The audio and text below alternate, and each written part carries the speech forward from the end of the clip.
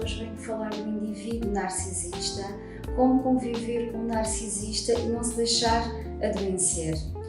Os indivíduos narcisistas são mestres, digamos, manipuladores. Estão sempre à procura que alguém cuide das suas necessidades emocionais, que façam tudo do seu modo, do seu jeito, que assumam a culpa pelas suas falhas. Esses indivíduos traçam um objetivo e exigem que os outros o sigam.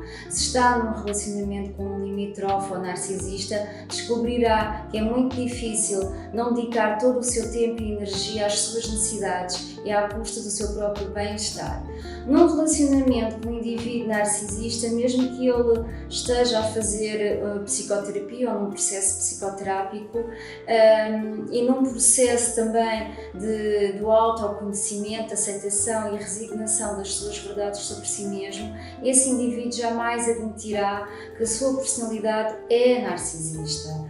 Mesmo que tenha a plena convicção de que a culpa não é sua, admitir a própria personalidade narcísica requer muita coragem e também alguma humildade.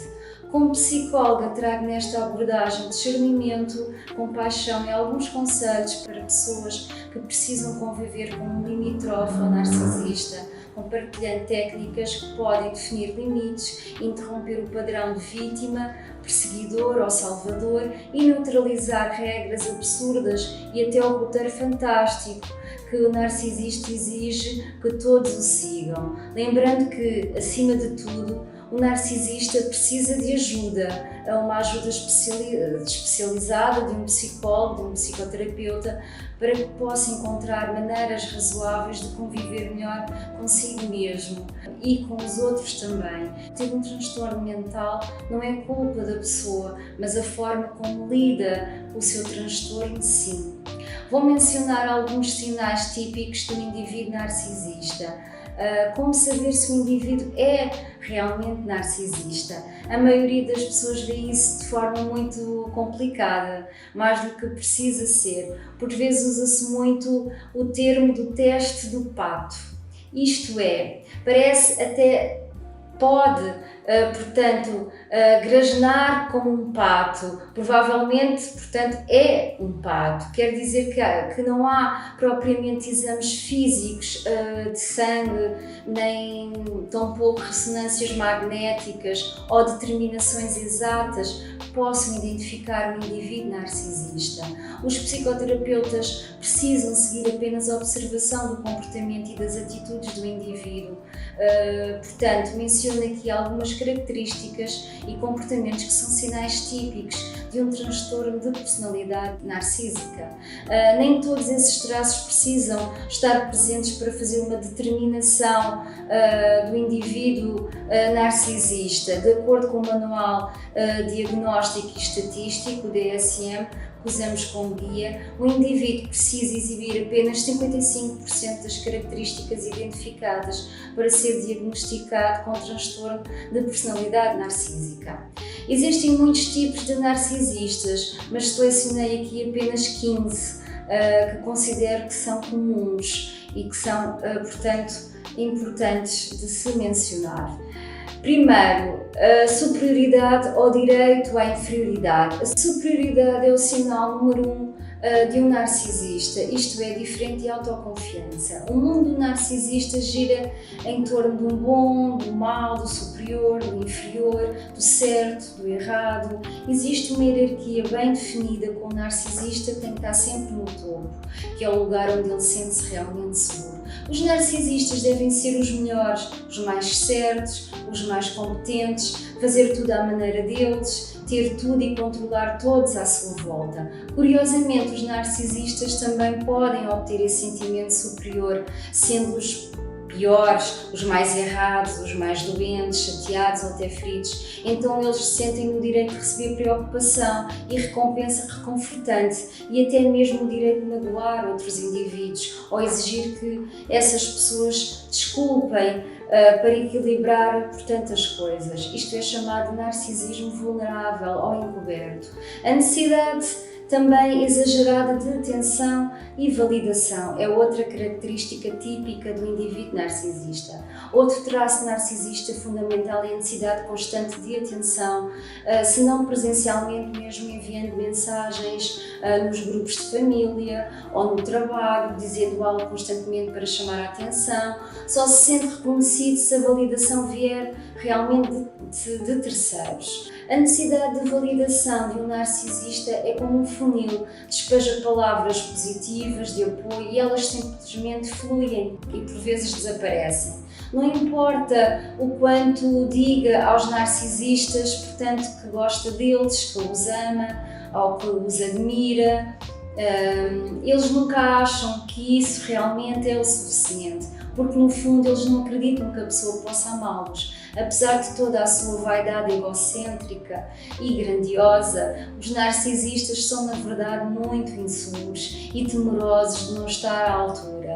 Eles constantemente tentam obter elogios e aprovação de outras pessoas para tentar fortalecer os seus egos frágeis, mas não importa o quanto eles recebem, eles sempre querem mais, nunca estão satisfeitos, portanto, com as respostas dos outros. Terceiro, a perfeição ou o direito de falhar. Pode identificar o narcisista por meio da sua necessidade extrema de que tudo seja perfeito, de acordo com a sua compreensão do que é perfeito. Eles acreditam que os eventos devem acontecer exatamente como eles esperam, a vida deve ser exatamente como eles imaginam, ou tudo tem que ser realmente perfeito. Esse é um argumento terrível que faz com que o narcisista se sinta insatisfeito e infeliz na maior parte do tempo. A exigência da perfeição leva o indivíduo narcisista a reclamar e a ficar constantemente insatisfeito. E tão logo o narcisista se vê numa situação que não conseguiu, por exemplo, a perfeição almejada, se arma, portanto, numa defensiva que das suas exigências foram maiores do que a disposição dos envolvidos. Sendo assim, todos devem compreender o seu direito de falhar. Portanto, ele se culpabiliza e tenta fazer com que o outro o desculpabilize por isso. Portanto, quarto ponto, grande necessidade de controle. A manipulação e a tentativa de obter o controle de tudo é um comportamento narcisista arquetípico, visto que os narcisistas estão continuamente desapontados com a maneira imperfeita como a vida se desenvolve. Eles querem fazer o máximo possível para controlá-la e moldá-la de acordo com a sua preferência. Eles desejam e exigem estar no controle de tudo. O seu senso de direito faz com que pareça lógico e devam estar no controle de tudo. Os narcisistas sempre têm um enredo em mente sobre o que cada personagem, a sua interação, deve dizer e fazer. Quando não se comporta como esperado, esses indivíduos ficam muito chateados e irritados, não sabem o que esperar porque está fora do seu script. Eles exigem que diga e faça exatamente o que eles têm em mente para que possam chegar à conclusão desejada. É uma personagem do seu próprio jogo íntimo, não é uma pessoa real com os seus próprios pensamentos e sentimentos. É por isso que terminar uma relação com um indivíduo narcisista é de facto muito difícil, muito complicado de saber gerir. Falta de responsabilidade. A falta de responsabilidade, incluindo a culpa e desvio, é um sinal flagrante de um narcisista. Embora os narcisistas queiram estar no controle, eles nunca querem ser responsáveis pelos resultados, a menos, claro, que tudo corra exatamente do jeito que eles querem e o resultado desejado ocorra. Quando as coisas não saem de acordo com o planejado, ou sentem-se criticados ou menos perfeitos, o narcisista coloca toda a culpa e responsabilidade no outro para manter a sua própria fachada de perfeição. Tem que ser sempre a culpa do outro. Às vezes essa culpa é generalizada, todo o mundo está atrás dele, portanto, na maioria das vezes, entretanto, o narcisista culpa sempre a outra pessoa mais próxima que está emocionalmente envolvida com ele. É a mais apegada, a leal, a mais amorosa em sua vida. As vítimas do abuso narcisista são as pessoas mais íntimas, porque são menos propensas a abandoná-los ou até mesmo a rejeitá-los. A falta de limites. Muitas pessoas não têm limites ou cruzam os limites de outros regularmente, mas entre os narcisistas esse é um comportamento do status quo.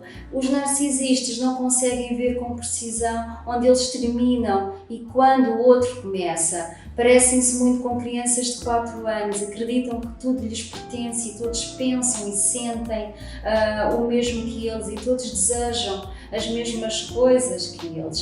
Ficam realmente incomodados e altamente insultados em ouvir o não. Se um narcisista deseja algo, eles não medem esforços para conseguir atingir isso, por meio da sua persistência, por meio da sua bajulação, por meio da sua exigência, rejeição ou até mesmo chantagem emocional. Esses são comportamentos narcisistas comuns. 7º ponto é a total falta de empatia. Os narcisistas têm pouca capacidade de sentir empatia pelo outro. Essa falta de empatia é um sinal característico de narcisismo. Os narcisistas tendem a ser egoístas e egocêntricos e geralmente não conseguem entender o que os outros estão a sentir. Eles esperam que os outros pensam e sintam o mesmo que eles e raramente pensam em como os outros se sentem. Raramente se desculpam, sentem remorsos ou até mesmo culpas. Alguns narcisistas também não entendem a natureza dos sentimentos.